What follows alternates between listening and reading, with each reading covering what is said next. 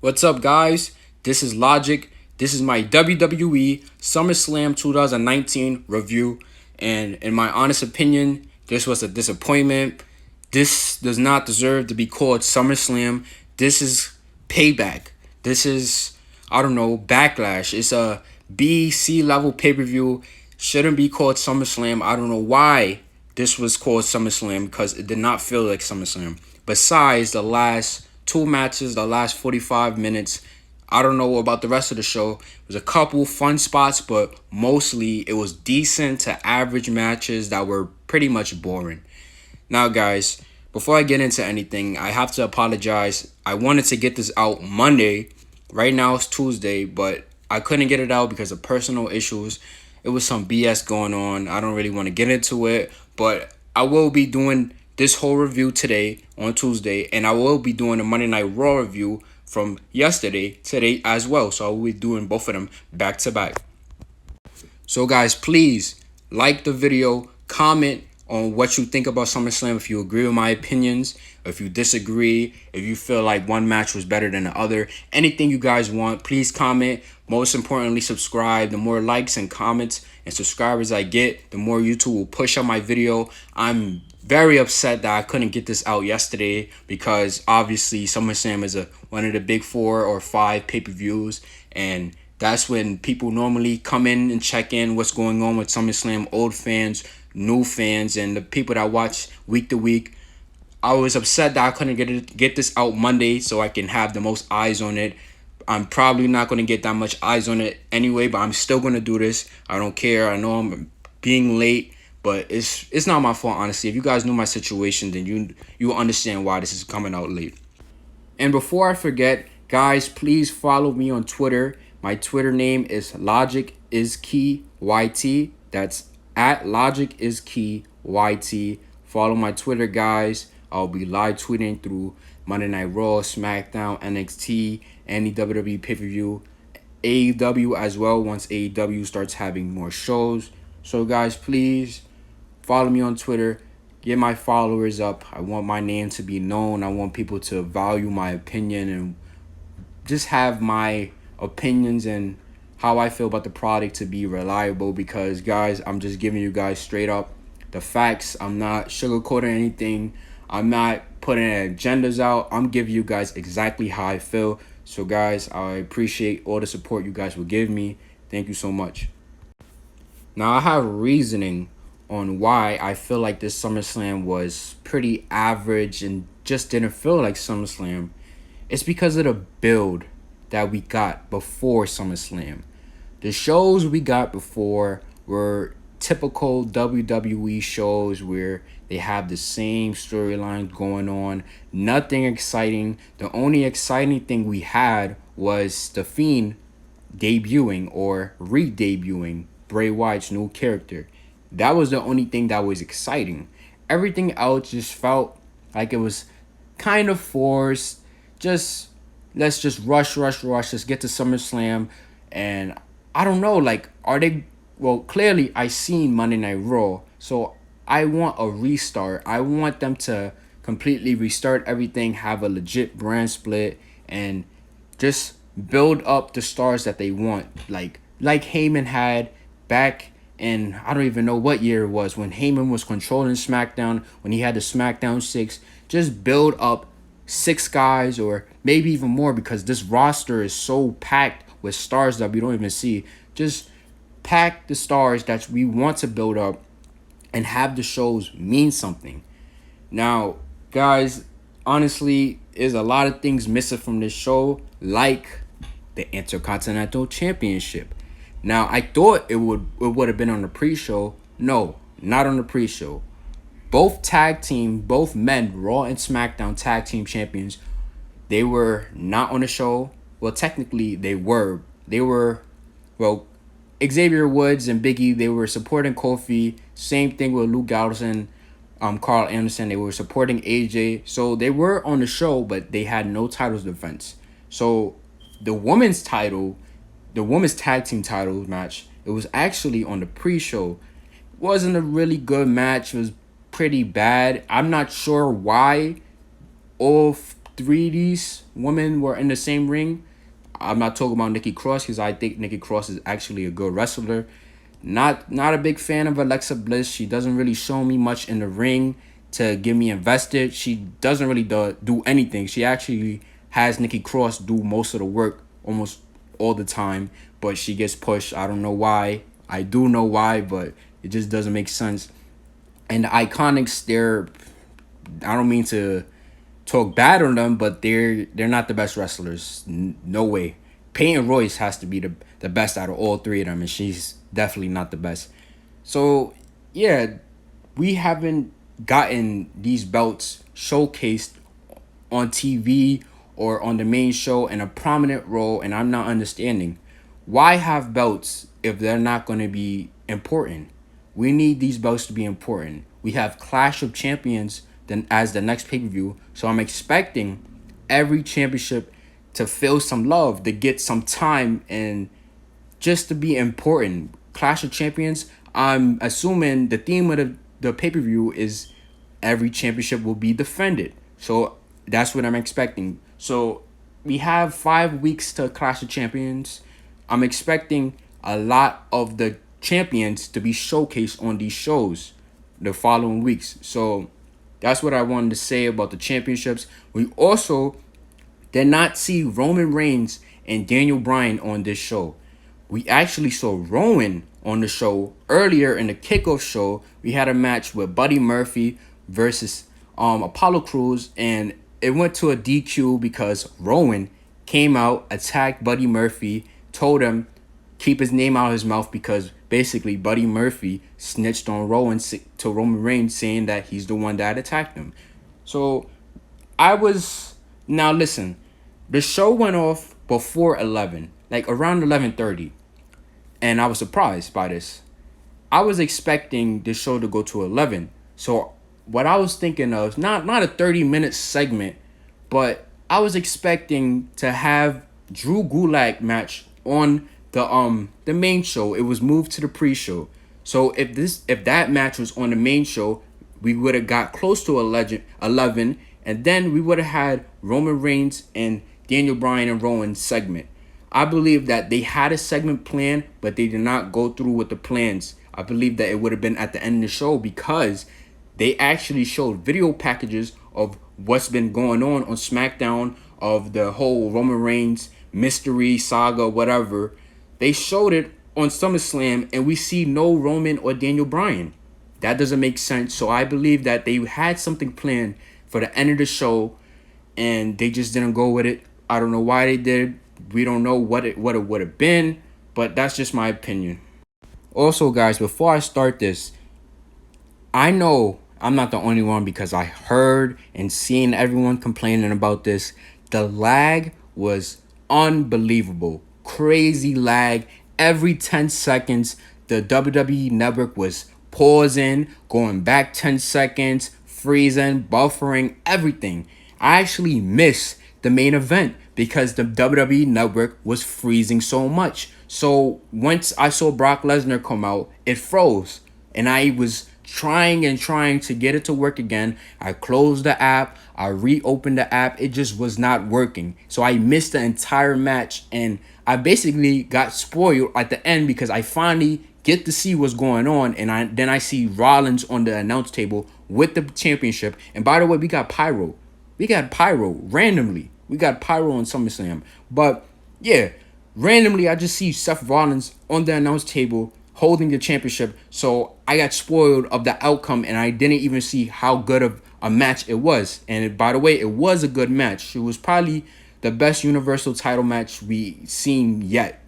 But with that out the way, let's get this pay-per-view started. I enjoyed the match card, like the ordering of the matches, because we got a lot of things out the way. We started off hot with Becky versus Natalya for the Raw Women's Championship. Becky and Natalya both tried a couple submission holds early in the match, and this was a real competitive match. It has, I don't know, maybe a logic gap when it comes to both women performing each other's submission holds. I will get into that later. But Natalya comes out. She has the Canadian flag on her shoulders. She's coming out proud. It's her home country. She gets a decent pop. The crowd is kind of 50-50 with Natalia. They're booing Natalia, but they're cheering Natalia. And when Becky comes out, the crowd is majority pro Becky. They love Becky. You could hear a couple boos, but the boos were louder for Natalia than Becky. So, as the match starts, like I said, we start off with a couple quick submission holds. Then both women basically go to the outside. Natalia swings Becky straight to the barricade and attacks her knee. This is the storytelling of the match. Basically, Natalia worked on the leg for the sharpshooter, and Becky worked on Natalia's shoulder. Kind of doesn't make sense because I'm pretty sure the sharpshooter hurts your lower back, not your leg. But whatever, they gonna tell the story. But whatever story they're gonna tell, that's what the story they're gonna tell. So Natalia works on her leg, hits a snap suplex into the ropes. Natalia sends Becky shoulder first into the ring post, and then she goes to the second rope and applies a sharpshooter on top of the second rope while Becky's in between the post and the turnbuckles. Now, this reminds me of a little bit of Bret Hart doing the finger four leg lock on the ring post. It reminds me of that. It got a huge pop. And this is great too because this is a submission match and the rope breaks don't count. So Becky has to endure this, and she's torquing Becky's legs and back. Looks pretty deadly and painful. Now Natalia eventually lets go and Becky falls to the outside. Becky quickly sends Natalia into the steel steps, shoulder first. So this is where Natalia's injury comes into play. Becky gets to the top rope, but Natalia cuts her off and hits a perfect, beautiful superplex. Natalia goes for a basement dropkick, but Becky counters it and turns it into a sharpshooter. The crowd boos while Natalia screams in pain. Natalia corners Becky by crawling into the corner and whiplashes Becky into the turnbuckle. So the crowd chants, "This is awesome." We only got 3 "This is awesome" chants. One for this match, one for Trish and Charlotte, and one for Bray Wyatt, and actually 4.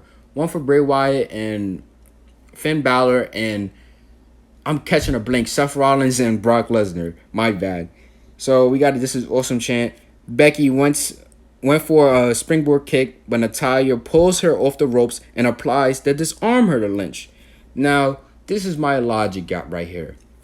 Now, if you watch week to week and you know the storyline that we've been watching which submission hold is superior than the other. And Natalia has staked claim that her sharpshooter is better than the disarmer. So this is what doesn't make sense. Why is Becky putting in the sharpshooter and why is Natalia putting in her disarmer? Doesn't make sense. If I was Natalia, I'm putting her in a sharpshooter. Why would I use her own move that I don't use? She probably knows how to get out of it. I don't execute it the best because this is not my move. It just doesn't make sense. So Becky's in the disarmor right now and she's fighting to get out. But Natalia transitions the disarmor into a sharpshooter. The crowd was on their feet for this. Becky crawled to the bottom rope, but there's no rope break obviously. So Becky drags herself halfway out the ring. Natalia drags her back into the ring and goes for a sharpshooter again. But Becky takes her down, hits a disarmor. Natalia screams in pain and has no choice but to tap out. So this match, it started off hot. I didn't go over the whole match. It had a couple good spots in it, but it was a pretty decent match. I say good match. It was all right. It wasn't that spectacular. We know that this match was only made because they're in Toronto, they're in Canada. Natalia is a Canadian.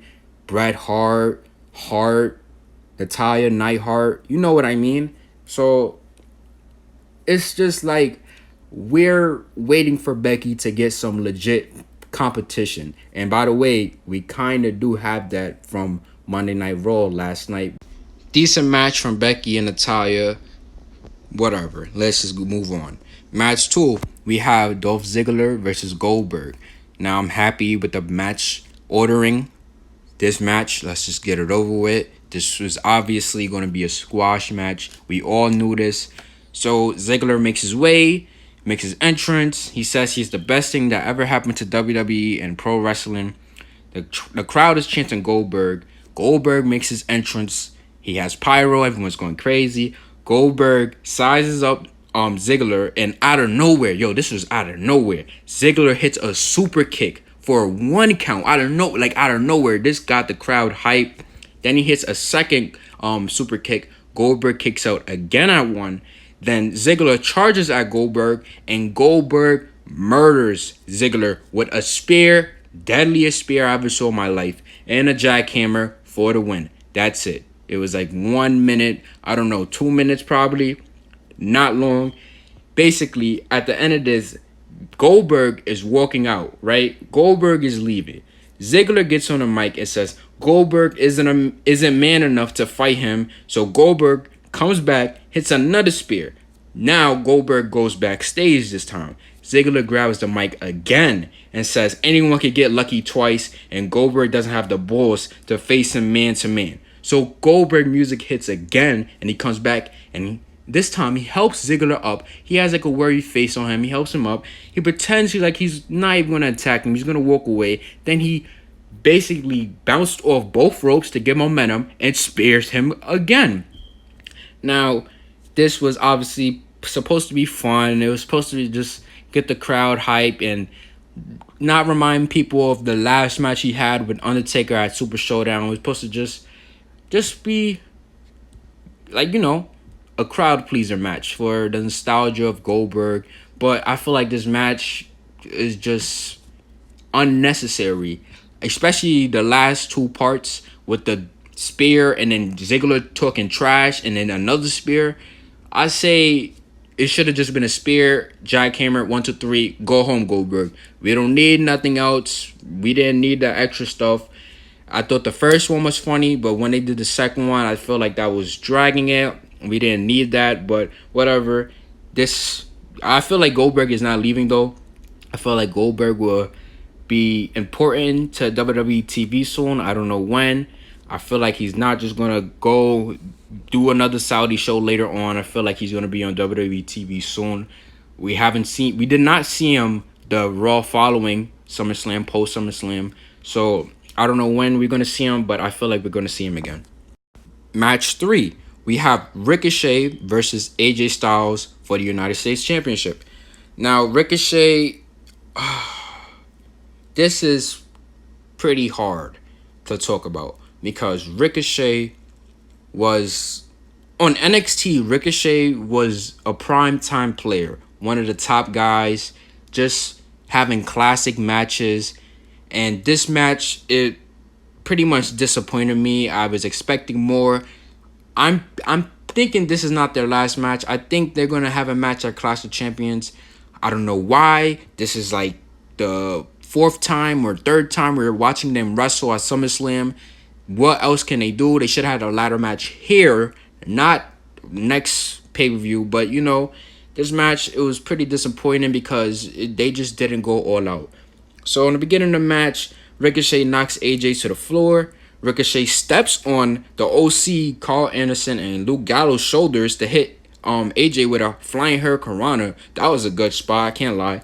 AJ gets back in the ring, kicks the leg of Ricochet. This is the injury story again. Now AJ's focusing on Ricochet's leg. Ricochet hits a springboard with one leg and connects with a clothesline. That was epic. Ricochet just could do anything. There's nothing that could stop Ricochet. So that was a near fall. Ricochet hits a neck breaker following a shooting star press for another near fall. AJ takes down Ricochet and applies a calf crusher. Torques Ricochet's leg. Ricochet manages to twist his way out and apply an Anaconda Vice. Now this got a CM Punk chant. I don't know why they decided to pull that out. What were you expecting? You're going to get a CM Punk chant. Nobody forgot about CM Punk, but whatever. Ricochet hits a Northern Lights suplex before hitting a corkscrew brainbuster for a near fall again. Ricochet sets up, but Gallows grabs his leg while the referee is not looking. Ricochet hits him, and he hits him with a moonsault from the second rope to the floor. Ricochet goes to the top rope, but AJ crotches him up there. Ricochet fights him off and super kicks Carl Anderson when he tries to get involved. Now this is the spot that we've been waiting for. This right here is the high point of the match. Ricochet goes for a Phoenix Splash, a corkscrew Phoenix Splash basically, but AJ catches him and turns it into the Styles Clash for the win. Now this was, I can't lie, that transition was epic, but the match, it wasn't good because we had Gallows and Anderson on the outside, so they're screwing Ricochet over, and Ricochet just doesn't have a fair fight. They didn't go all the way out like I wanted them to, and yeah, it just wasn't that good. I was expecting more. Like I said, I wish this was a ladder match. Anyways, Styles and the OC, they attack Ricochet. Gallows and Anderson hit the Magic Killer on Ricochet at the end of the match, or no, after the match. So yeah, they beat up Ricochet. I'm pretty sure Ricochet is still gonna face AJ Styles in another match. I don't know why. We've seen too many matches with them, but I don't know. They're kind of messing up Ricochet. Ricochet was more important in NXT. Now he's looking like a loser to the club or the OC. It's just because they signed new deals, new 5-year deals with the company, and so they're trying to promote them and make them important. But we have to look at the future. Ricochet is definitely the future. So we have match 4. We have Bayley and Ember Moon for the SmackDown Women's Championship. Now, I was intrigued by this match. I was expecting this match to be a good match, really. Because these are two good wrestlers. When I say wrestlers, I mean wrestlers. They're not just Barbie dolls. These are two good wrestlers. But this match kind of fell flat, and like the crowd didn't react. They kind of didn't care. This match just didn't work, I guess. I don't know why. So, in the beginning, actually, no, I'm not even going to go over this match. This match was so boring and bad. Let's just get this over with. So, like, mid-match, Bayley applies an inverted Boston Crab, but Moon gets out of it. Moon launches Bayley into the ropes. Bayley comes back with an elbow to the head. Moon blocks a clothesline and delivers a super kick. Moon runs off the ropes for a suicide dive, but Bayley catches her with a forearm. Bayley goes to the top rope, but Moon cuts her off and hits a big hurricanrana. This is a nice spot. Moon hits a double knee strike for a near fall. Now she hit some modified, I don't even know what to call it, but it was like some modified code breaker. Like she lifted her up and she hit her like a code breaker. I don't know. It was kind of crazy. That move was innovative and creative. So Moon gets frustrated because it was a near fall.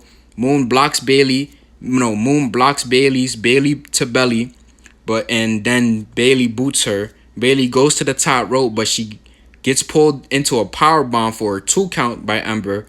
Ember climbs to the top of the ropes to set up the Eclipse, but Bayley quickly runs up there, gives her a huge Bayley to belly for the win. Like I said, this match was pretty average. I was expecting more. I was expecting to be more excited about this match. It just fell flat. Match 5. We have Kevin Owens versus Shane McMahon. Now, Toronto has been not quiet, but they're not too excited about what's going on. After the Ember Moon and Bayley match, they got real quiet. So once this match started, we got a loud chant for Kevin Owens. Kevin Owens is so over. Obviously, he's from Canada. He's a Canadian, so the crowd was going crazy for Kevin Owens. So in the beginning, before the match starts, Shane goes outside, grabs a microphone. He says, "To ensure this is a fair contest and is called right down the line," he introduces Elias as the special guest enforcer. Now, on the pre-show, Elias had his little concert or whatever, and we actually saw Edge come out and give him a spear. Now, I don't remember the last time we saw Edge get physical, but, it was a nice moment. Edge is from Toronto as well, so it was a nice moment for the crowd to pop, see a legend Edge. So, yeah, Elias comes down with his referee shirts, and the bell rings. And Shane stands behind Elias the whole time. Elias and Owens argue on the outside until Owens realizes that the referee's counting and he's about to be counted out, so he rushes in the ring. Shane leaves the ring again and runs past Elias. So Owens chases him. Elias trips him. Him and Elias get into an argument again. Basically, Owens almost gets counted out again. Finally, Owens and Shane get down into the corner for a cannonball because Kevin Owens starts attacking Shane. Owens goes for a suicide dive, but Elias blocks him from hitting Shane. He can't hit Elias because Elias is a referee as well. Then Shane throws Owens into the barricade and tries to get Owens counted out. So Owens makes his way back in the ring slowly, and Shane hits punches and knees, followed by a Russian leg sweep. As this is going on, the crowd is chanting, "You can wrestle" to Shane because, it's a McMahon in the match for some reason. Shane hits a DDT for a near fall. Then Shane goes for a sharpshooter. He doesn't get it in. When he's going for the sharpshooter, obviously the crowd boos Shane, but Owens blocks it. He hits Shane with a pop-up powerbomb and goes to the pin, but Elias, he distracts the referee. Now, this is a little logic gap. If I'm the referee and I know Elias is outside, I know Elias is one of Shane's goons or whatever it is, one of his cronies, why am I paying attention to Elias when I see a pinfall happening right in front of my face? Doesn't make sense, but whatever. So basically, Elias then throws a chair in the ring, and Shane tells Owens to hit him with it, knowing that if he hits him, it will cause disqualification and Owens will get fired. So Shane is on his knees. He's pointing to his face. He wants him to hit him. Kevin Owens is looking around, but he knows he can't do it. Then Shane gets up, slaps Owens right in the face. Owen then drops the chair and looks at Elias and yells at him. He's basically saying, "I know what you're doing. You're not going to get me disqualified." Then Shane goes to hit Owens while he's arguing with Elias, and Owens ducks it and he hits Elias instead. Owens hits a super kick on Shane, then a senton bomb, and then he runs across the ring and hits a frog splash and he covers, but Elias pulls the referee right out the ring and he screws Kevin Owens. Owens then hits a Summerslam plancha to Elias and the referee. The crowd pops big for this, but the referee's down now. So Owens has the opportunity. He grabs the chair and viciously beats Elias outside. Another logic gap right here. Since Elias is special enforcer, after he beats him with the chair, why doesn't he just call for the bell and disqualify Kevin Owens? Obviously, is wrestling. Some things don't make sense, but come on now.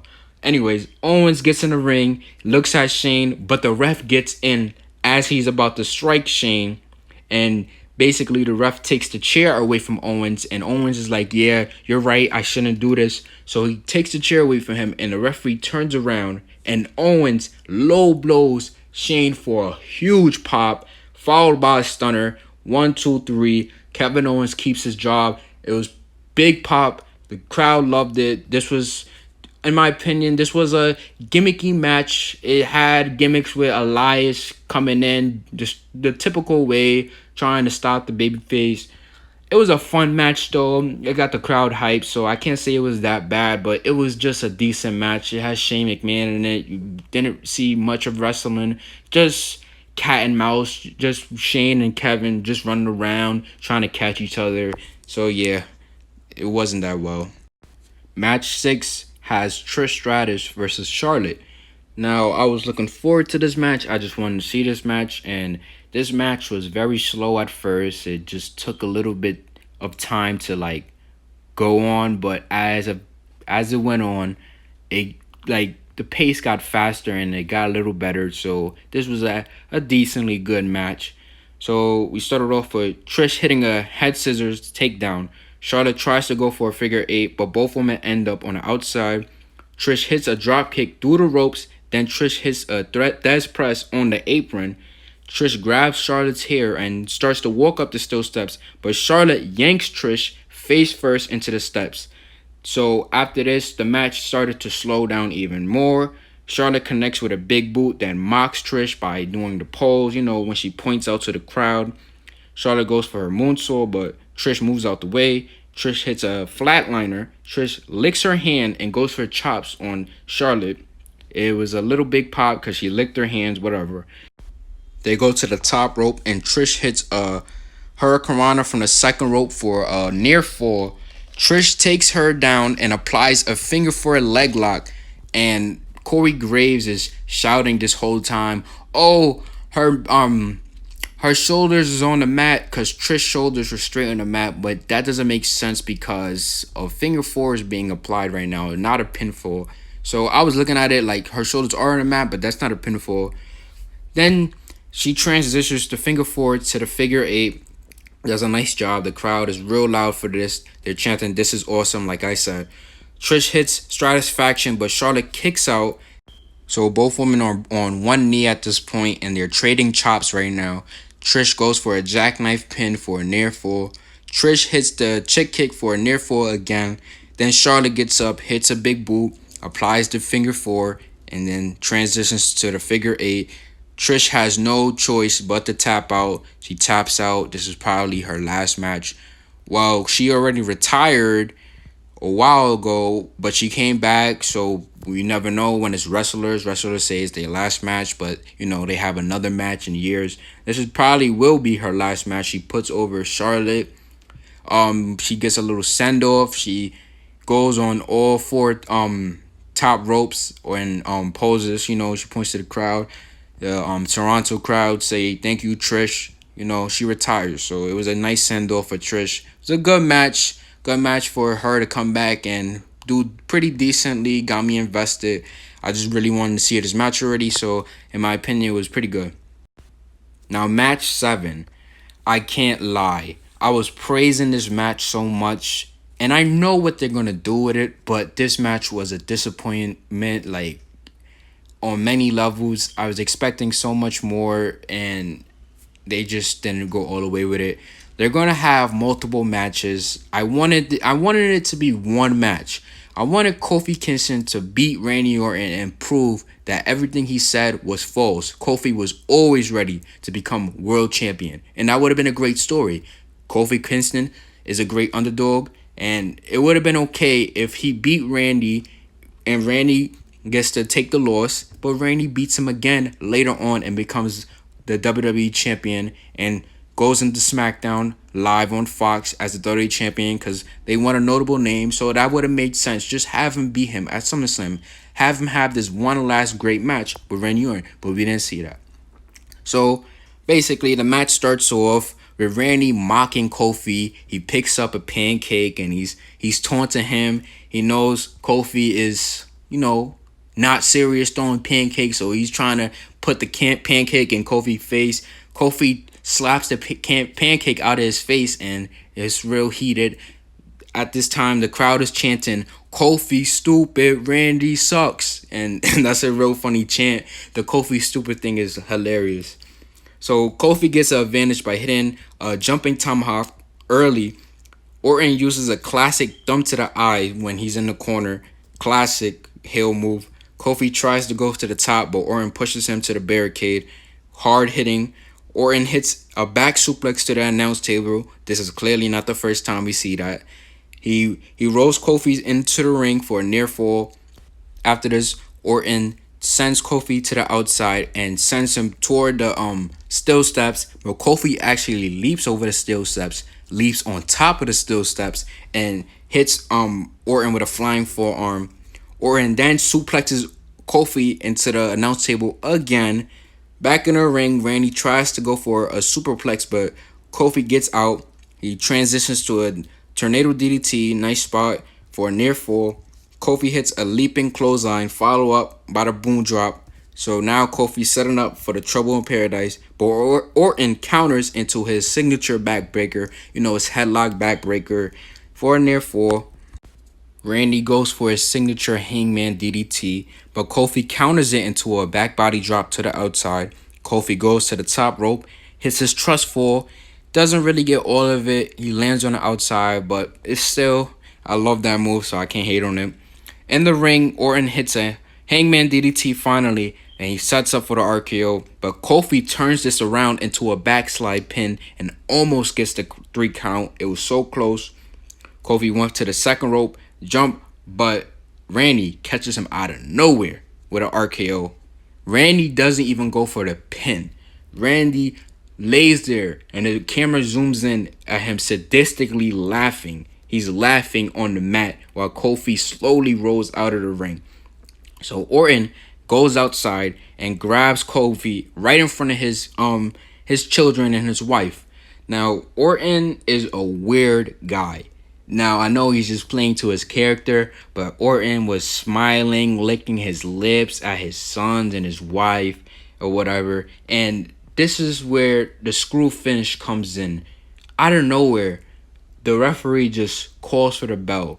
Now, I didn't hear no counts. I might have to watch it back, but I didn't hear a 10 count. The referee just called for the bell, I guess, because of Randy Orton's actions, but that doesn't make sense. So, it's a count out, double count out.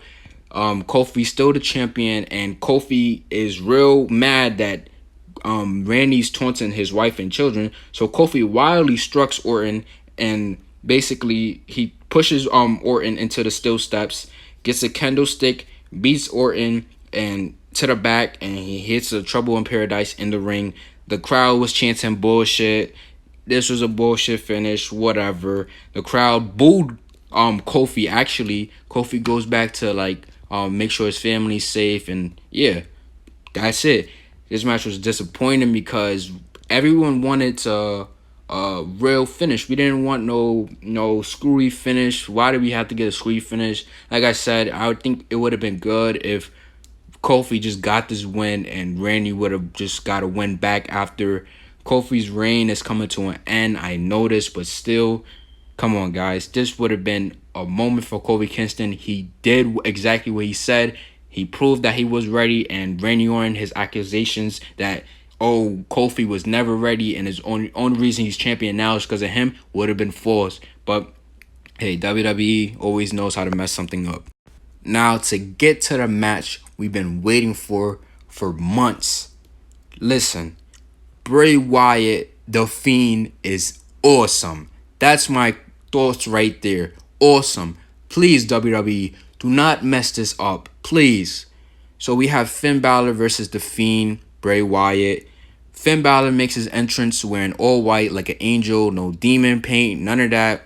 So on the Titantron before Bray Wyatt comes out, we have the the normal Firefly Funhouse intro. Then it transitions into Let Me In on the Titantron. Then we hear Bray Wyatt's new theme, which is a remix of his old theme with like a metal like guitar riff and the lyrics being sung by a girl this time. It was awesome. I enjoyed it so much. It was just epic. So we hear Hurt and Hill back and forth, and we see Bray come out with a new lantern. Now this is awesome, yo. Now if you watch what Bray Wyatt used to be, his old gimmick, the Eaters of Worlds, or the whole world in his hand gimmick, you know what he looked like. This lantern had Bray Wyatt's face, right? A decapitated Bray Wyatt's face, his head, and the handle was Bray Wyatt's hair, and the eyes were literally sewed shut. So this Bray Wyatt is dead. The new Fiend Bray Wyatt is born. So this Bray Wyatt, the eyes are sewn. He won't open his eyes. He won't come back alive. His mouth was weirdly open, widely, and it had a light coming out. Now, if the light changed colors, that would be awesome. I don't really want a flashy, colorful light, but white and red, sometimes black. I think that would be cool sometimes. But we had the smoke.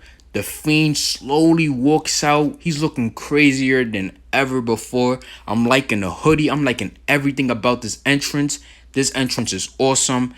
Now, I don't know how often we're going to see the Fiend. I'm thinking that they're going to use it on pay-per-views only for now. To be smart, they should do that. We should see Bray Wyatt cutting these promos in a Firefly Funhouse.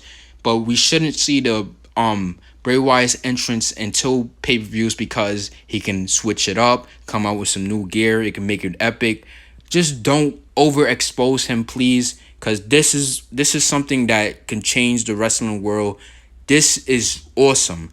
Everyone is liking this gimmick. This will bring back new fans. Do not mess up this Bray Wyatt character. So as Bray's in the ring, we see Bray staring at Finn Balor, and Finn Balor with a scared look on his face on the outside. The crowd is chanting "Holy shit" before the match even starts. So as the match starts, we see a lockup. The Fiend headbutts Balor into the ground. The Fiend sends Balor into the ropes and knocks him down with another headbutt. The fans are chanting "Yowie Wowie." The Fiend whips him across the ring, and Wyatt follows, and Finn moves out the way, and Finn charges back at the Fiend, and the Fiend does his little, bend back when he walks backwards. He doesn't walk backwards, but he bends back and scares Finn Balor. Then Wyatt hits a neck snap, right? Now listen, this guy literally has Finn Balor sitting down or on his knees, and he's behind him, and he snaps his neck, like legit twist his neck the other way. Now, I don't know how long he's going to be able to do that. I don't know if WWE is going to allow that because obviously we're still a PG product. We're still kid related. We have kids watching. I don't know if Vince will want kids to be watching that and like try that move. But it's a cool move. It's like it looks like he literally legit just killed him, but Wyatt hits a big Uranagi. Then he's going all crazy with his hands. He's putting his hands in his ears. His hands are telling him something. He's talking to somebody right now. We don't know who he's talking to, like what exactly he's talking to when he puts his hands in his ears. Obviously, it's hurt and heal, but he's talking to somebody during this moment. So then he goes for Sister Abigail. He waits a little bit, takes his time, and then he's about to hit it, but Balor slips out of it and hits a sling blade. Now, I like that they gave Finn Balor a little bit of offense. Finn Balor hasn't been important, but don't make him look like a complete jobber. At least let him get something. So Balor hits some drop kicks. He sends Wyatt into the corner, gives him some kicks, but Balor goes for the coup de grace, right? Wyatt catches him in the mandible claw, and this was perfect. He has him in the mandible claw, and Finn is trying to get his way. He's clawing his way on Bray's face to get out of it, and he basically passes out, and he pins him just like that. Now, this is great. I don't want them just to be like, oh, they passed out, pin them like that. I want Bray Wyatt to get some pinfall victory. So he pinned him with the mandible claw still applied, and he wins the match. This was probably the best thing about the show. Everybody's so excited about Bray Wyatt. Like I said, this is the next star. Do not mess this up, guys. Please, WWE, do not mess this up. Just have him win. That's the only way he can be strong. Don't drag it. Don't put him in the title picture right away. Just let him be a dominant force in the mid-card until he's elevated to that level. So that's it. It's simple. Just have him win. No titles. Just have him win now. That's it. Now, like I said in the beginning, I was spoiled from this match. I did not watch this match live, so I was pretty upset. And I did rewatch it. It was a good match. Pretty much a great match. Going into this show, wasn't a big fan of Seth Rollins. Going out of the show, still not a fan of Seth Rollins, but I can't lie, he's a great wrestler. It's not Seth Rollins. It's not the guy, Kobe Lopez, the real man behind the character. It's the way WWE booked him with Baron Corbin back to back to back, and then the man's man, Cheesy, Becky's boyfriend, garbage. All that stuff, that killed Seth Rollins. And now they have a reset. They like legit have a reset because this match basically made Seth Rollins liked again. And not by everybody, but majority of the people. Toronto liked them. They were cheering crazy. So, they have an opportunity to redeem him and make him credible and make the crowd actually enjoy him and not feel like, oh, he's getting pushed and pushed down our throats like Roman used to be. So, this match, it was great. So, this match went 13 minutes. Immediately, Lesnar charges at Seth into the corner, and Seth has he has taped ribs. My bad. Seth has taped ribs, and Brock goes for the German. Right as he goes for the German, I never saw this before. Seth lands on his feet. I don't know if I ever seen this before. I don't know if I ever seen anybody like counter a German, one of Brock's Germans, and land on their feet. So that was crazy. Then he went for a quick curb stomp, right? And it was a near fall out of nowhere. The crowd erupted when he goes for the curb stomp. He hits the curb stomp out of nowhere, legit. Like the first couple minutes, not even minutes, like the first couple seconds of the match, he hits the curb stomp and the crowd went crazy. So Brock rolls outside. Seth hits a flying knee on the outside, and this is another thing. I get it. Seth is hurt. He's injured. He's selling his injuries a little bit, but the way Seth is moving a little bit with some of the moves, it's like he's not even injured. And this makes sense when it comes to the table spot, the announce table spot a little later. So we get back in the ring, and Brock does another German to Seth. He quickly gets him in the German, but Seth lands on his feet again. Seth hits two super kicks, right? He goes for another stomp, but this time Brock counters this into the F5. Brock is stunned. Seth is down. Then Lesnar picks up Seth by his tape. And this was absolutely deadly. He grabs him by the tape, literally swings him around like a rag doll. Like this is a whole human being. And Brock Lesnar is such a monster. He grabs him by the padded tape, swings him around, and throws him across the ring. Brock Lesnar is truly a beast. That spot is great because it sells the injury and just shows how dominant Brock Lesnar actually is. Now, after this, since Brock just dominated Seth and hurt his ribs, Brock hits 3 German suplexes back to back. He hits the German, doesn't let go. Again, doesn't let go. Hits it. Hurts Seth. So Seth goes outside the ring. He rolls out. Brock is going for a F5 to the ring post on the outside, but Seth slips off, sends him headfirst into the ring post. Then Seth hits him with a flying knee and goes to the top rope and jumps on Brock, but Brock counters into a German suplex, another deadly German suplex.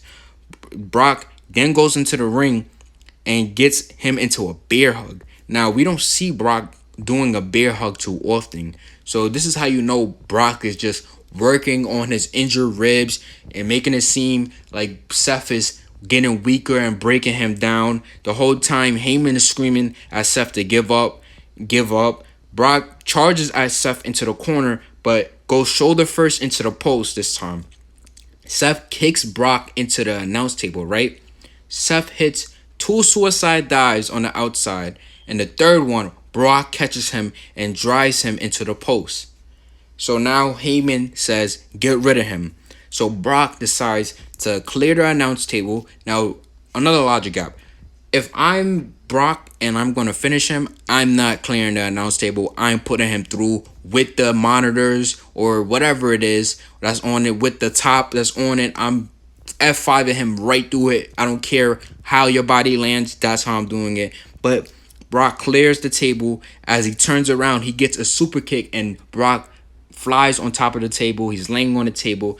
Another logic gap. So this, I'm not gonna lie, this was perfect, picture perfect, but this is a logic gap. Seth goes into the ring, goes to the top, and hits a beautiful frog splash, but he fully extends, like, you know how frog splash is supposed to be done. He fully extends his knees and his elbows into his body and then outwards. Like, you know how the frog splash goes, and he does it like it's nothing. If you're really doing that and Brock Lesnar has killed you in the last 2 weeks and you're fighting him now and he's kind of killing you right now, I don't think you're going to be able to hit a frog splash like that, like how you normally do. But not going to complain. Doesn't make sense, but not going to complain. At this moment, the crowd, they're chanting "Holy shit!" When Brock sells, Brock makes everything look so legit. I don't know. Sometimes Brock looks goofy when he's like selling a Superman punch over and over again or a super kick over and over again. But most of the time, Brock, he really knows how to sell. So back in the ring, Seth hits another curve stomp for another near fall. Seth goes for another curve stomp, but basically Brock counters this into a F5 attempt, right? But he doesn't get the F5. Seth lands on his feet, hits a super kick, and goes off the ropes, curb stomp for the victory. This was redeeming for Seth. Before, when he comes out and he gets a reaction, they're booing him. There's not really cheers. They even had Bret Hart try to put him over. Before we see Seth Rollins getting ready, the crowd is booing him. Bret Hart comes in to the picture. The crowd start cheering because they see Bret, and he's like, "I'm looking forward to your match, whatever." But yeah, this kind of changed the crowd's opinion on Seth because this match was just great. So the crowd was booing Seth at first. This kind of redeemed him. This was supposed to be a start to making him back to the man, back to when he was the Intercontinental Champion. He was the man back then. I don't know what happened. They booked him horribly and made him basically feel like a sissy boy. Now he's the man again.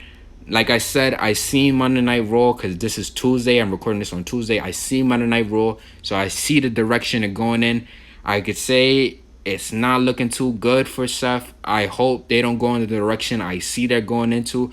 But right now, this was supposed to be a reset for Seth Rollins to basically make him the top guy once more. Now, another logic gap before I end this off because that's the end of the pay-per-view. So, Brock and Seth, they were outside of the ring for a long time. A long time. They went out, came back in, went out, came back in for a long time. So, this is a logic gap. Randy Orton and Kofi Kingston were outside of the ring for like 5 seconds, and then the bell rung. Probably not even 5 seconds. The bell just rung instantly. But Brock Lesnar and Seth Rollins were outside for mad long, doing mad spots. Like I said, WWE, they make their own rules. They don't stay consistent with the rules. I know it's wrestling, but still, you got to be consistent with your rules. You can't like apply a rule here when it's necessary and then don't apply a rule when your guys don't want to. Doesn't make sense. But guys, this is my SummerSlam 2019 review. Overall, pay-per-view was pretty decent, not that good when you compare it to other SummerSlams. And trust me, SummerSlam has not been that good recently in like the last 5 years or whatever. It just hasn't been that well. When you compare it to other SummerSlams in the 80s, 90s, it just doesn't compare. It feels like a C-level pay-per-view. The last two matches brung this show up a lot. We had a lot of like fun matches, but overall pretty boring. I'm just honestly, I was just happy that the show went off at 10:30 and it wasn't that long. When I was watching it, I felt like the matches were going by pretty quickly and I wasn't too tired. I didn't feel fatigued after watching it, and yeah, like pretty basic SummerSlam. Wasn't the best, but we get what we get with this build. The build was horrible, so what do you expect when the build is horrible? It's real hard to give us emotional investment or anything. It's just hard for any of that to come out when we're watching when the build is not important. So guys, thank you for listening to my review. Make sure you guys like, comment, and subscribe. The more likes, the more comments, and the more subscribers I get, the more YouTube pushes my video out. Like I said, I'm pretty upset I couldn't get this out on Monday where more wrestling fans would have tuned in and seen my review. Everyone probably seen other people's reviews or seen the results already and don't care now. Doesn't matter. I'm still going to put this video out. But guys, follow my Twitter, please. Logic is key. YT is at Logic is key YT. Thank you guys for listening to my video. I will be recording Monday Night Raw right now, right after this video gets uploaded. My Monday Night Raw review will be uploaded as well. So stay tuned. Please watch my old videos I posted. I have prediction videos. I have the go home show for SmackDown and Raw, and NXT Takeover Toronto. So there you go, guys. Thank you guys for listening to my show.